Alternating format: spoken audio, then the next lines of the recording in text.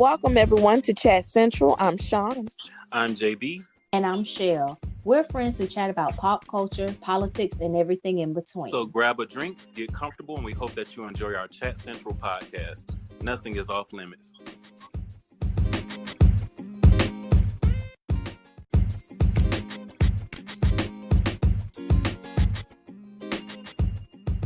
Well, welcome everybody back to episode 5 of Love in All Stages, Single, Relationship, and Marriage. On episode 5 of Chat Central, we delve into all things love and relationships, literally love in all stages. From how to find dates to deciding when to get married and everything in the middle. We're varying perspectives, literally all in one conversation. It's the single life, the committed relationship life, and is this marriage even going to make it through quarantine life? And you probably have questions, and we certainly have answers. So check out our next episode, which is the first in a two-parter. As we like to say, nothing is off limits. 1. Hey everybody, thanks for checking in for episode 5 of our Chat Central podcast. Today, we're going to do the first part of a 2-part series, Love in All Stages. We're going to talk about single life, relationship life, being married. So the first thing I have to ask is, before we get started, is anybody else drinking? Because I felt like this warranted a drink. You know I am. This time. So what you drinking on? So, y'all know I love martinis. So, I am drinking a lemon sour martini. Oh, you real fancy as we go into 2021. Just a little bit. Okay. Let us mind you, it's like 3 p.m. So, what about you, Sean? What you drinking on? No.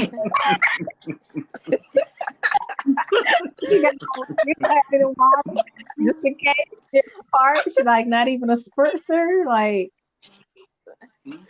No. But I will be drinking on this Dasani water. And I have today my Jim Beam peach whiskey mixed with the Ocean Spray cranberry, a quarter cup of ice, and it is everything. Nice. Because I felt like the occasion warranted that. So the first thing we should probably talk about is, before entering into any relationship or dating situation, you have to have like a sense of self-love. Absolutely. And so for you guys, like what does self-love mean to you? For me, as the old saying goes, you can't love anybody else until you love yourself. And I think that we as humans, we have to get in touch with knowing how to embrace ourselves, embracing all of our flaws, and thinking about everything that we need to go out into the world to just give others love.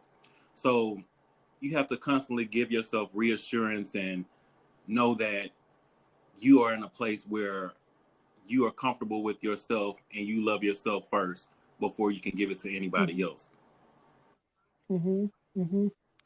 So like, okay, so we have like varying perspectives like right now. One of us, is actively dating. One of us is in like a serious committed relationship. One of us is married, although that's pending, depending on how the rest of quarantine goes. So, what have you guys' experiences been with just like your situation? First, let's start there. Well, I think Sean should answer that first. How has dating been for you?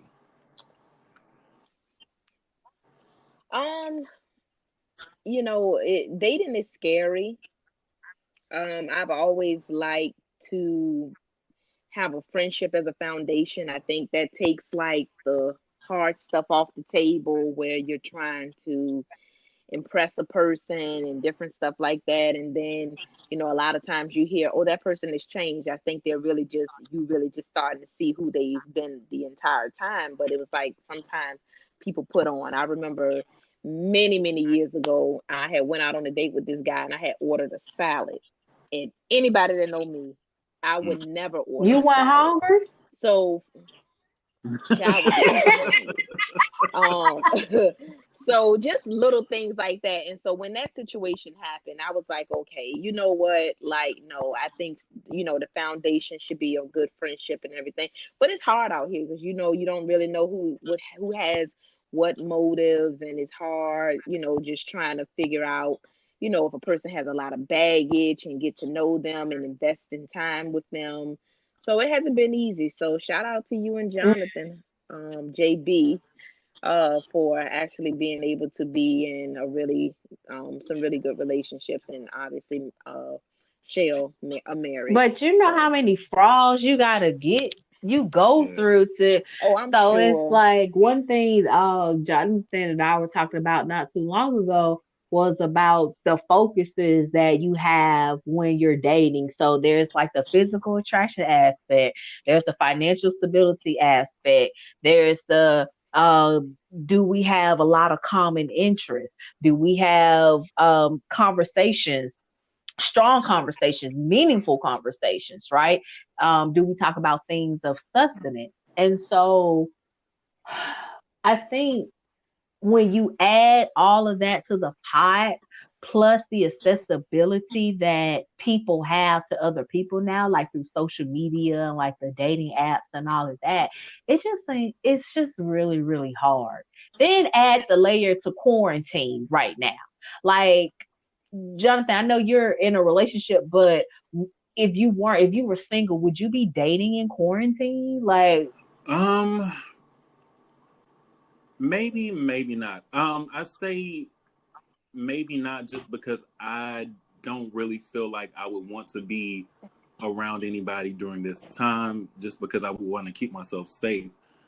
But at the same mhm, time, these are the times when we all get lonely and you feel like you need somebody mhm. to be around and, share some type of intimate relationship with. So probably, Until they get on yeah. your I mean, nerves. and even if, the good thing about dating is you don't have to have that person around every single day.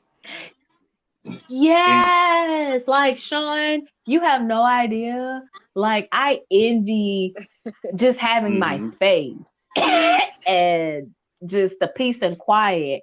Or like if you're dating somebody and you don't want to talk to them, you ain't right. gotta talk to them.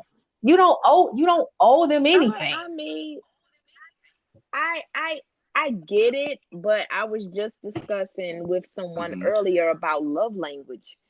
And mine is quality time. So for me, I mean, while I do understand Shell and JB about, sometimes it can, like I still would like to have that of course. individuality, even in a Hmm. relationship. So being able to enjoy my friends and do the things that I've done prior, but in a relationship setting, I love quality Hmm. time. Like that's Well, let's speak my on that love for a language. second. Do y'all feel like once you get into a relationship that you kind of become each other in a sense? Like it doesn't become I anymore, it becomes we. Because I know so many relationships where, you try to hang out with friends and then automatically they just try to make it into like a couples event. Or what are y'all doing? What are we doing? Instead of just the friends hanging out. So do y'all think that you should still have like a sense of self or individuality once you enter into a relationship? Mm-hmm. Absolutely, I do. Mm-hmm. 100%, because again, you are two individuals. And I think that, you can have similar tastes, and then you can have some things that just interest you. But I know that, JB, you and I are really good friends, and I know that it's been times where it's just like it's just you and I, and there's no disrespect to Mark or anything, but it's just I appreciate the moments that you carve out time where it just can be you and I, and we can catch up, and it doesn't have to be so clingy, and I don't feel like the third wheel, and just different stuff like that. So yeah, I love individuality. I celebrate it. It's encouraged in any relationship that I've ever Yeah. been in. So No, yeah. I think that's totally a thing. But there's also another side of it too, to piggyback on what Sean was saying. Sometimes you kind of feel stuck in the middle because you want to spend time like with your friends, but then you also need to spend time like with your partner, your husband, your boyfriend, significant other, whatsoever. Because I know, well, maybe my situation is a little different because my husband is normally on the road like Monday through Friday, but everybody wants to hang out on the weekend. Nobody wants to hang out, on a random Right. Wednesday night, right? But because we don't spend time together during the week, generally I like to give him that time on the weekend. Right.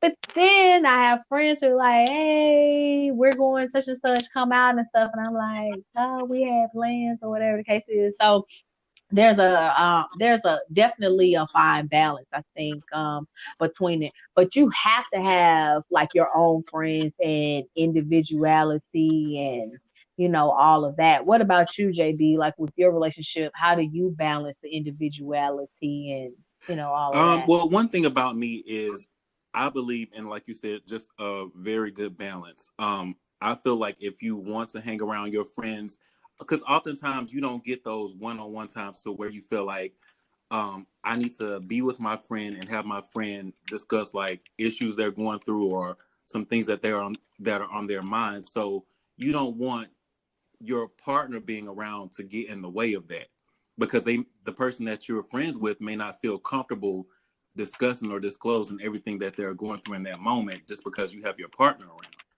So I've always Mm-hmm. made it a point to try and make time to hang out with my friends separately, and then also if I have friends who are in relationships, we can do those type of events together. But I would never want it to be just like all the time that I see my friends, I have to bring my partner around, just because I just don't feel like that's normal, and I don't feel like that's healthy. Mm-hmm. But that's just my Mm-hmm. opinion. Yeah, I mean that's the thing about that's one of the good things like within like our friendship is that we all have like varying Mm-hmm. perspectives. So I have like a test question for you guys. Have you all ever thought about dating multiple people like in one Mm-hmm. situation and it being like a little complicated? Like, cause you like right now you have like polyamory, you have like all these different I don't want to say they're trends, but just these new dating situations that it seems like people are creating. So like would a multiple dating situation be good for either of you, or are you exclusively I'm gonna just date one person, I know I'm jealous as fuck, selfish as fuck, like kind of person? I don't believe in having Mm-hmm. people waste my time. Mm-hmm. Um, so, for me, when I first meet a person, that's the easiest for me to kind of be like, no nonsense. As soon as you say something I don't like, or you in a situation I don't like, it's just like, okay, I'm gonna cut you off. I'm gonna kind of, it's when I start to spend time and, you become fond of the person, then the harder it becomes. But, for me, I've always been a relationship type of Mm-hmm. person. I don't necessarily want to spread myself that thin.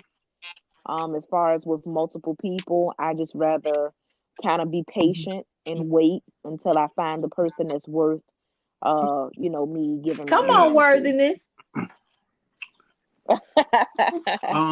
For me, I'll say this. Okay, I'm 35 now, and the allegedly. Allegedly. Almost 36.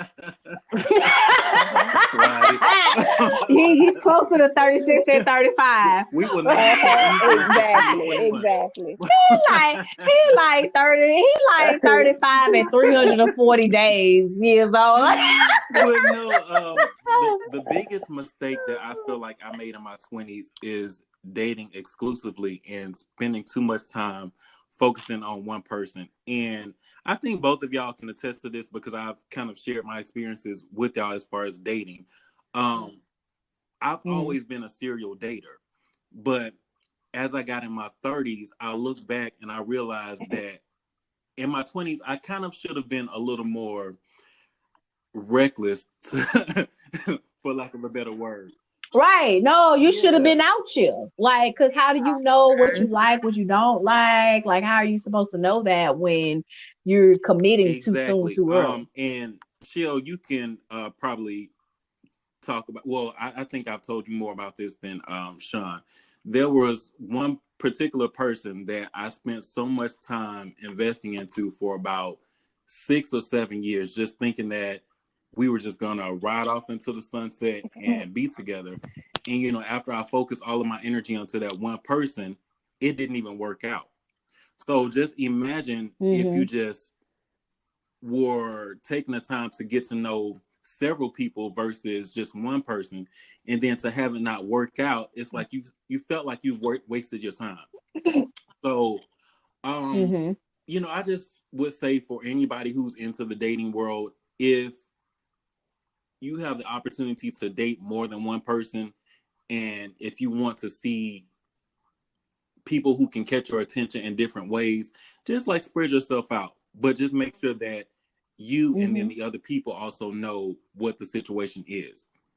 Because I have so many friends who go into situations and they're just dating, but they don't really have an idea of what they and the other person are doing. So back to the sunset. When you said riding off to the sunset, which one of your cars was that? Wait a minute, Sean, you petty as fuck because we're not trying to ride in no car that he had because it either didn't have AC, it either didn't have brakes.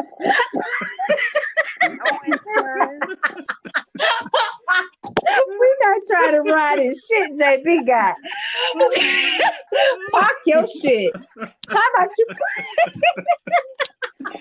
I mean, the reason for the question, I just wanted a visual. Because I was following you, JB. But then when you said ride off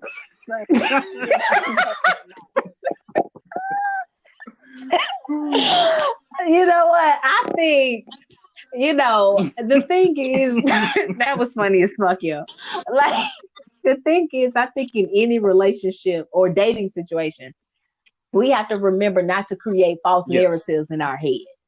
And often, like, what we do is we come up with these ideologies, like, just because we have this expectation, we put that on somebody else, right? And so we just kind of have to be mindful that just because you're dating this person exclusively, that doesn't mean this person is dating you exclusively because you haven't had a conversation. Just because you have this idea, oh, I want to be married and this is what I see for my life, doesn't mean that this person sees their life the same way. And so the fundamental thing of all of this, whatever we talk about, is going to be communication, which none of us do. Because we don't know how. Sometimes you don't have like the fundamentals and the tools to be able to introduce that stuff, and we're just like out here figuring it out. But I have something for you guys. In terms of relationships, because we've all been in them. We've been in great relationships, and we've also all been in relationships that we know good and goddamn well we ain't had no business being in from the jump. So for the relationships that you've been in, not including your current one, because obviously your current one is probably successful, right? For the other ones, like, was there anything that stood out to you that was like, I shouldn't do this, but you did that shit anyways? Ooh, can I go first on this? Oh, I think, and I won't specify a timeline just because I don't want to be disrespectful to that person. But in one of my relationships, I will say that I went into it with an idea that we were compatible just because we had certain background similarities, but I knew right away that we weren't for each other. and I prolonged the relationship just because I was looking for something that I thought I was going to get, but eventually I never got it. And I feel like that's deep. Oftentimes we stay in these relationships too long when we know that it's not for us. And we give away so much of our energy when we could have been doing so much more. Even if it's just like being free and just enjoying your time on your own. I feel like when you know that you're not for a person or that person is not for you, then let it go and move on. Because at the end of the day, you're just kind of like coexisting for a moment when you could have been living your life.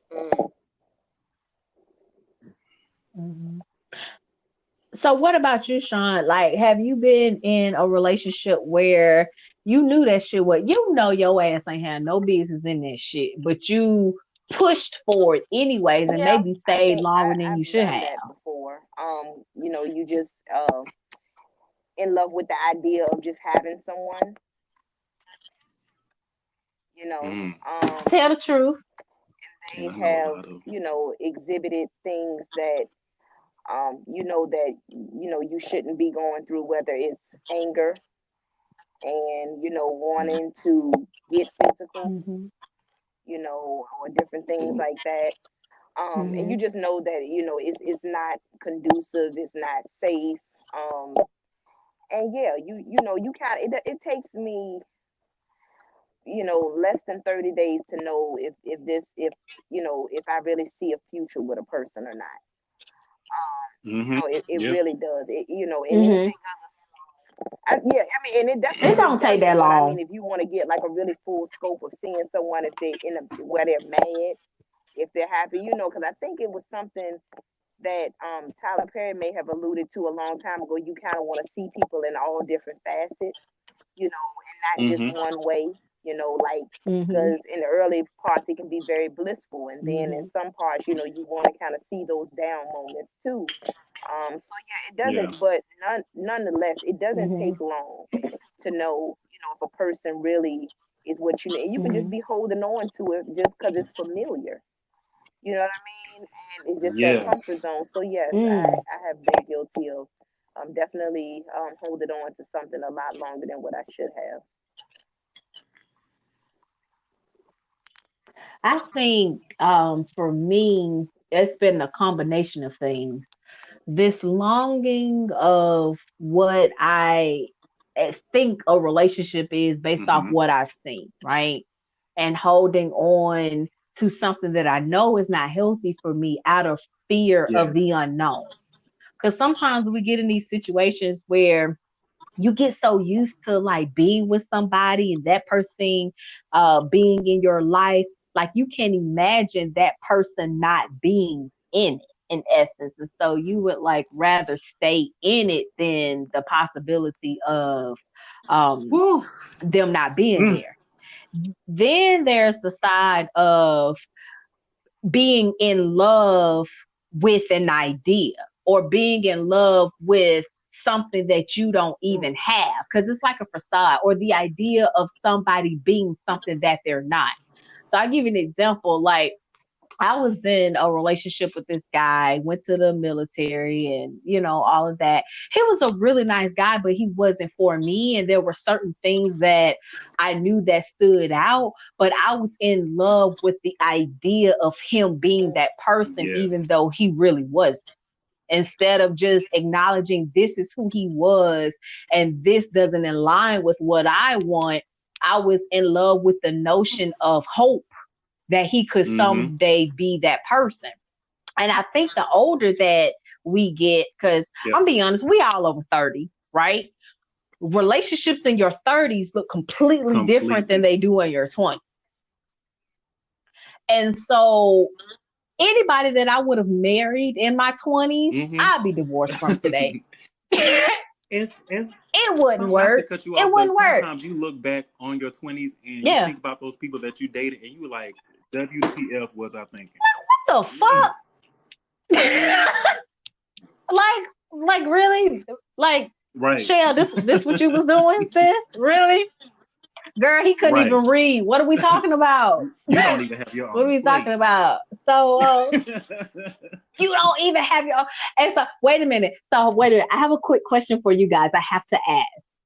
So, we're limited to one or two things that would have been on your list for something that you wanted in a partner or a relationship in your 20s that you wouldn't ask for in your 30s. So, for example, in my 20s, I would say, I want somebody that's gonna ride for me. I want somebody who they at least made $8 an hour.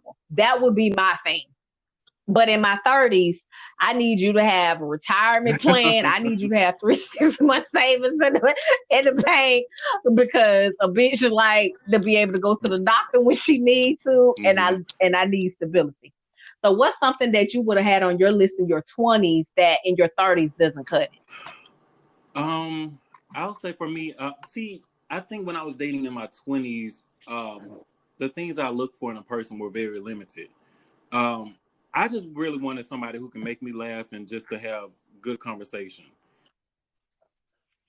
Oh, that's real on the surface. It wasn't even like I was looking for anything physical, just because like I wasn't thinking about how you looked or how you dressed or anything like that.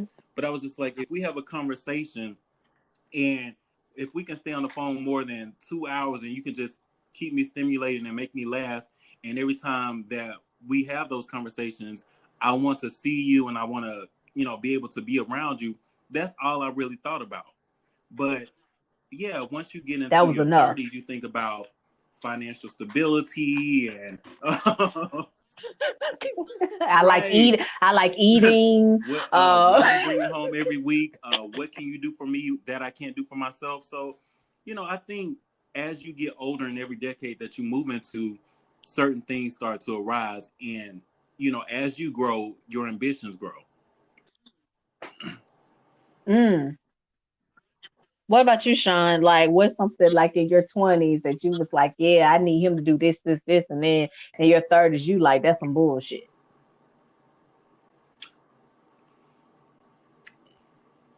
Well, I think she's having some difficulties. Okay. Baby, she gonna hop right back in. That's that T-Mobile service. So but yeah, so it's kind of crazy because, man, I think about my relationships in my 20s, and I will say I have always consistently been a goal GOAL digger. I have always been that, but I think that has a lot to do with my sign and my personality. So I'm a Capricorn, and I have a Capricorn moon and a Capricorn sun. So I am Capricorn through and through and throughout. So I remember my ex. You remember JB, the one that I lived with. That wasn't gonna work. And then when he went off into the military and he went in as like an E1, I was like, oh, this don't support my lifestyle. This not gonna work. So I think I've always kind of been that person, but he was nice. I wouldn't say that I was a gold digger, but I think in a lot of ways we model our parents. And my mom, she's never been with a man that has not had some kind of financial support or stability. So in a lot of ways, indirectly, I modeled myself after that. So even though I wasn't looking for it specifically, I've never dated someone or went into a relationship with somebody who wasn't able to bring to the table either something equal as I could or more than I would be able to. So okay. And see, for me, there was trauma because I grew up poor and we had a poor man in the house, and I was like, he poor. What the hell what's this for? What's the point? So it pushed me in the completely opposite direction. Now I need you to have over the ambition, over the goals, like all of that and stuff. Sean, you back with us, sis? Come on, girl. I actually have. Look, I have a rising thing. We was getting ready to call T-Mobile, girl. Well, you might need to switch to T-Mobile. Oh, you was a lie. So, No, she's alive. She got look. So we were asking Sean, what is something you would have Looks, dated for in it your was I 20s was that in your 30s superficial is like a no in a lot of situations. Mhm. I really was. I wasn't go? thinking, Okay. I mean, I really was. It was just like real.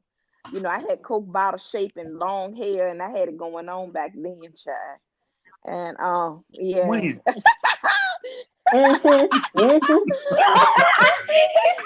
could barely get look. Now I know you kept a nice rap, but we ain't gonna say long. Child, okay.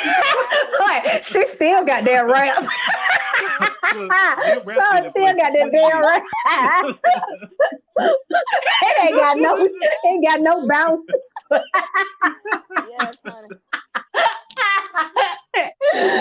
You know the last podcast she was talking about she went to the Dominican. She's still going to the Dominican with Okay. Yes, honey. I could that barely heat, go through Chris. the drive-through back in the day, honey, and just wouldn't get stopped. So it was just something else, honey. It was just something else back in the day. Oh, Oh, how your child, I drive just through? gonna get my meal and How your go on by drive my through business. trip now?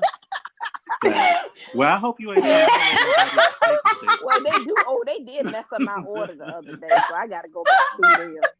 Told them take my name down. But yes, now in my 30s, Oh man, like that's too mostly funny. what you said, JB and Shell. I mean, I got good credit. You got to have some good credit.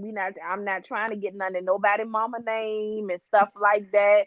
Yeah. And then I mean, even in my 20s, it was like no, Finagling. no, no to children. But obviously, you get older, you may be like, huh, might got to deal with one. You know what I mean? Those Everybody, type girl, of that was things. So, mine. oh no, Right. ma'am, no, He ma'am, no, no, he can't ma'am. have five. He Well, can't have no, five, but Shell, one or no, two. just Maybe he one. was married in Uh the huh. Um, yeah, yeah. just one. Well, hold on. Let's touch on that for a second. Okay. So let's say that you meet this man and he has everything that you expect and desire in a man that's for you, but he just so happens to come with multiple kids, and like y'all said, 5. How would How many? okay, Wait, either how multiple many? or Or 5, as y'all 5. mentioned before. So how?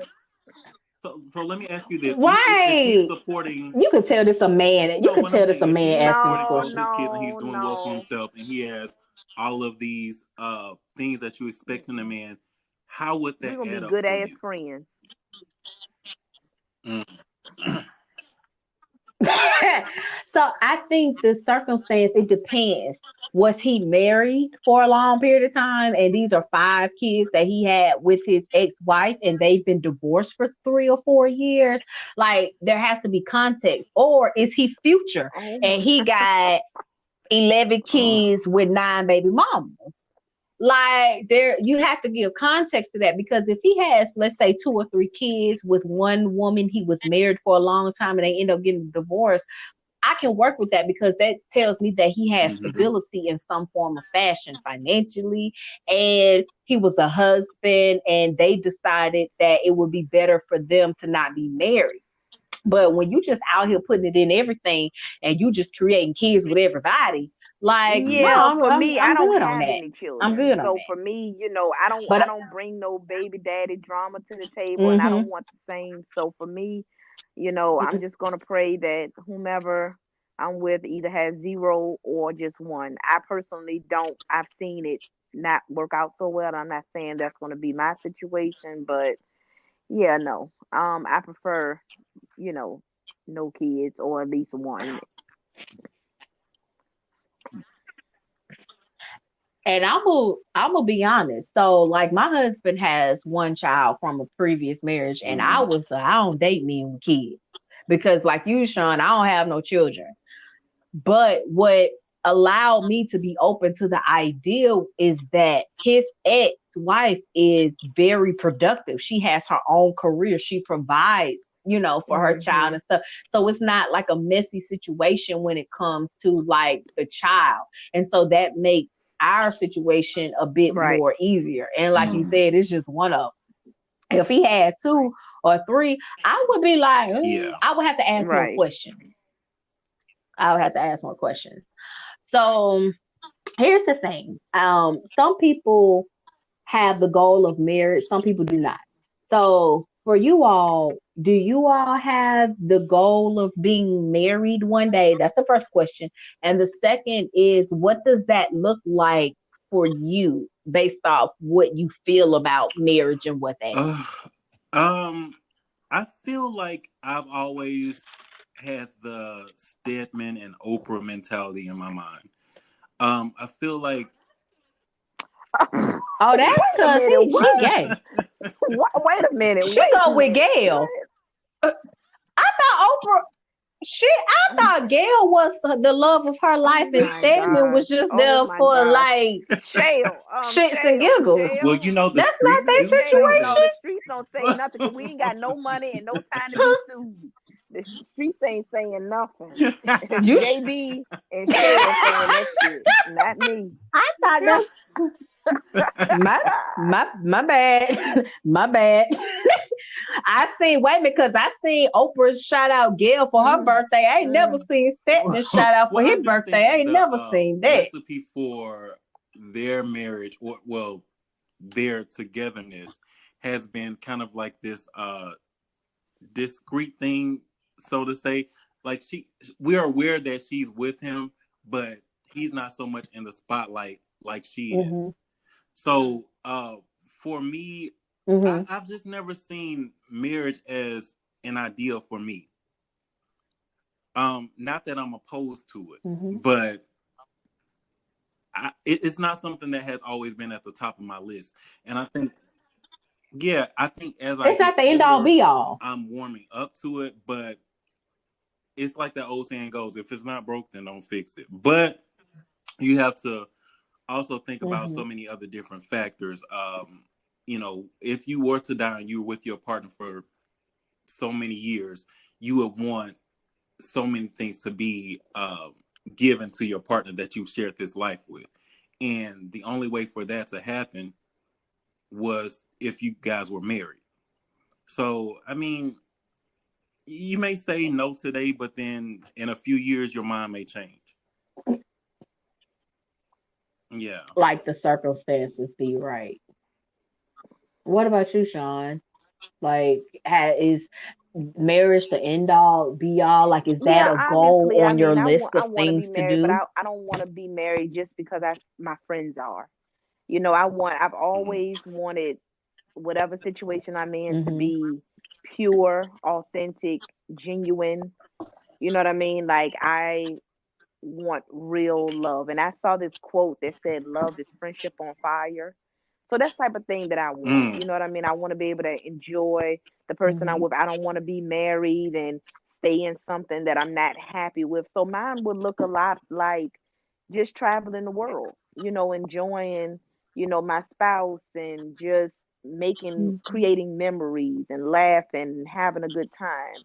I want to enjoy my life. I don't want to be looked at as a burden. Now, obviously, we know that you're going to have ups and downs, but I don't want it to feel like a job or stressful. Like I truly want us to be able to enjoy each other. And like I said, I know it's not perfect. I know every day is not like that, but some people are really just in a marriage just to be in it.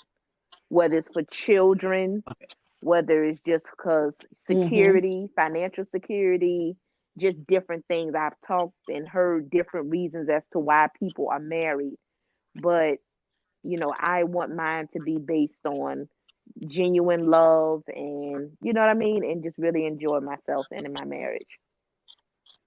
Can I add something quick, Shell, before you? Hmm. Uh, so, I Yeah, remember please. telling Mark, for me, it would take about 5 years before we get to that point. And we've been together for 3 years now.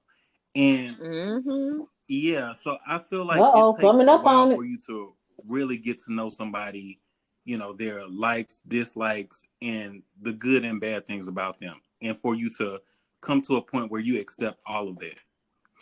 So I think for a lot of Hmm. us in relationships or marriages during quarantine, that was a true test. And we definitely went through some situations where at times you wondered, am I going to make it through this year to go and, to continue on with our relationship? And I think for any couple who has made it through this time, you definitely know that this is something that probably is for you. But I honestly think that when it's right, you'll know it. But like Sean, you said, I don't think that you should just be in a situation just because you want to be married. I think you have to pull back layers of someone to find out if this person is truly for you, and if this is a person that you want to be in your life long term.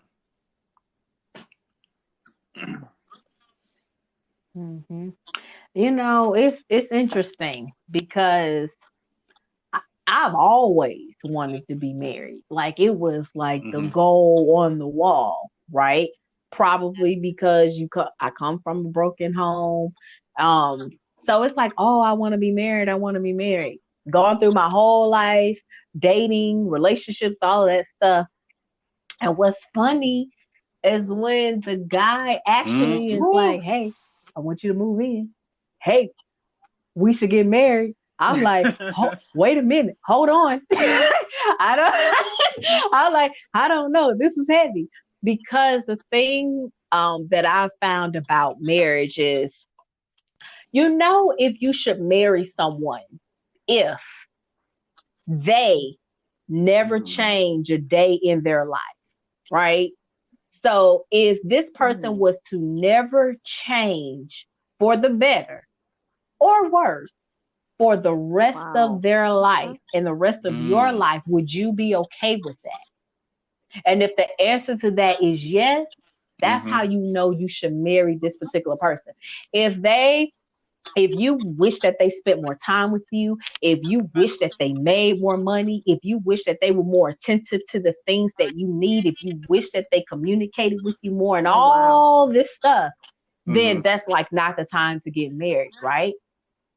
But the thing is, marriage, it's a lot. And what we see on social media with everybody taking cute photos and everybody taking their trips and all of that stuff, that's like 10% of it. And then the other 90% is y'all have an argument downstairs. He go upstairs, but he gonna come back downstairs, right? And like, you have to face that. So marriage for me is not what I expected it to be. It's not. I'm gonna be honest, this is the hardest thing that I have ever done in my entire life, because my life is not just my own, right? Every single thing that I do affects someone else and his life and vice versa and stuff. So is marriage everything that I would have hoped for? Yeah. It is, plus a lot. Yeah. Plus a lot. And then you have the family aspect of it, right? My husband has a daughter.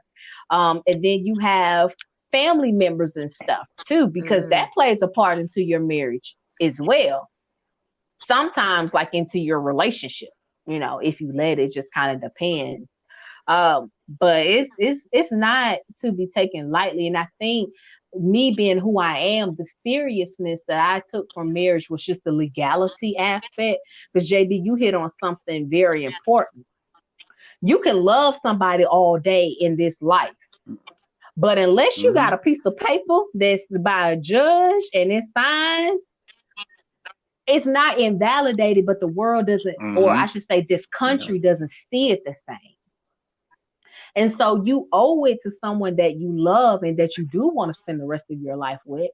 You owe it to them for them to have those benefits, vice versa and stuff. So like, I do feel like marriage is like 70% legality and 30% all the other fluff. It's, so what as far as like family members and stuff, do you guys take like advice from family members in terms of like dating or like your relationships, or where do you draw that line? I try to keep my relationship as private as I can. although I do think there are times when you need to, reach out for just some advice to kind of, and when I say advice, you don't have to tell every detail of what you're going through in that moment, but you kind of want to hear another voice other than yourself in your head, just to kind of like get through everything that you're going through. I talk to my mom every day, and my mom, being that she's been married, she offers good advice and also some advice that I may not even like. And that's a good thing. You never want somebody who's going to agree with you 100% of the time. You want different levels of critique, advice, whatever. But for the most part, I do try to keep my relationship very close.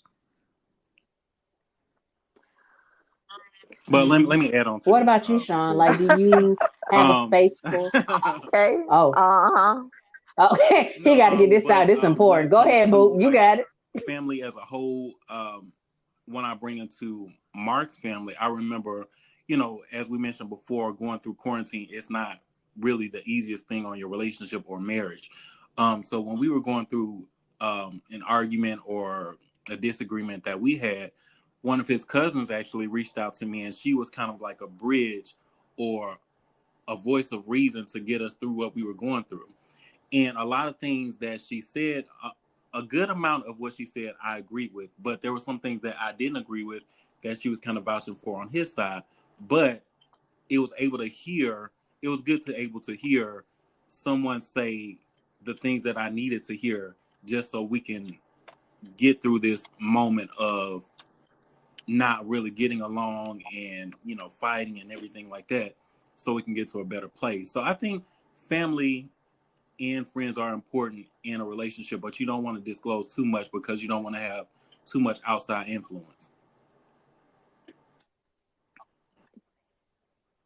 That's good. I have something I want to add to that. But Sean, what do you feel about as far as a families and friends' place, like in your relationship I or tend dating to life? be private like JB in a lot of sense. And personally with a lot of people in my family, I don't see relationships that I exactly want to mirror, whether it's secrets, characteristics or traits, or just a lot of different things like that. So I just always wanted my relationship to be unique to me. So yeah, a lot of times I feel most comfortable with friends than family per se. Yeah, because our friends become our family. Right. Yeah. Mm-hmm. Right. Exactly. They're the family you chose. It's interesting because I've noticed that the advice that you get is going to depend on who you ask, right? And so I remember one time, JB, you and Mark got into like a little scuffle or whatever. And I remember you text me, and I wasn't being dismissive, but I'm just like, you'll be okay in the morning. Like, you sleep it off and stuff. Because I know your ass ain't going nowhere, right? Because that's what people in relationships do. That's what married people do. You get into an argument. I don't want to do this no more. I'm finna be out of this on Tuesday night. And then Wednesday morning, we acting like the thing never even happened. You're back, in love and all of that, right? And so I think you definitely should keep people out of your relationship. Be mindful of what you share, because there's also the part of, if as me and Sean are your friends, right? JB, if you always only just told us the negative things that Mark did, or always perceived him in a negative manner, we're going to think the worst of him, because that's all that we've been presented. So anytime we tell you something, it's going to be, oh, you should leave him. Oh, you should do this. Oh, you should do that. Because that's all that you presented to us. You haven't really been fair to him, right? And so, like, it's always important that although you go to your friends and families for advice in trying times, that you also celebrate your partner and your spouse in front of these people, so that it's like well balanced and you're fair to your spouse. Because if he or she is amazing 90% of the time, why is it only fair for them to be judged on 10% of who they are? Right. And half of that 10% is And your right, fucking fault. I agree with that. But just to add on to it, I think also as a friend, you have to be careful as to the advice that you offer to your friends that are in relationships. Because if I'm telling you, like you said, all of the bad details of what's going on in my relationship, and then the friend tells me, oh, you should break up with that person, y'all are going through too much, you should just leave, and then we actually either break up or Mm-hmm. even work it out, I'm going to always remember the negative things that you said to bring down my relationship, and then it's back on the friend and how you felt about my relationship.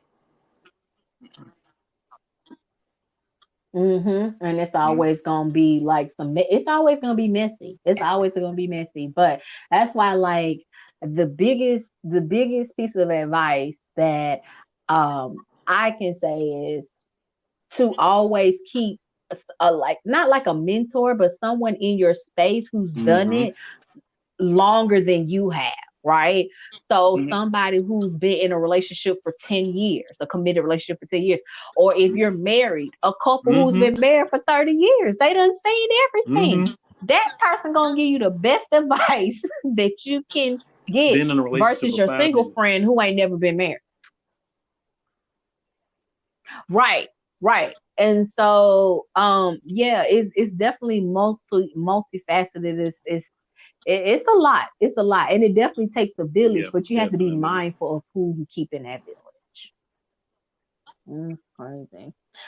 But yeah, so I think this is a really, really, really, really, really good ending point, because we have some more that we want to come in part two, where we're gonna kind of delve into like some interracial dating. We're gonna talk about like ageism when it comes to relationship and like sex, because I think that's important. The good, the bad, the forgettable. I'm Yeah. sure you guys have some stories to tell about that. So we thank you guys for listening. This was a It really, was a really really good good episode. episode. Like, I how you think guys feel that about it? it was a change up from what we normally talk about. You know, we usually talk about day-to-day events that are happening in the media, you know, headlines, storylines, or whatever. So I think in the future, we definitely want to add more personal stories and backgrounds to our podcast. And we definitely thank you for tuning in every week and listening to what we have to say. There's definitely going to be a lot more added to our podcast. So stay tuned, and we have so much more coming in 2021. Yes. Happy New Year, Happy everyone. Happy New New Year. Year. Yes.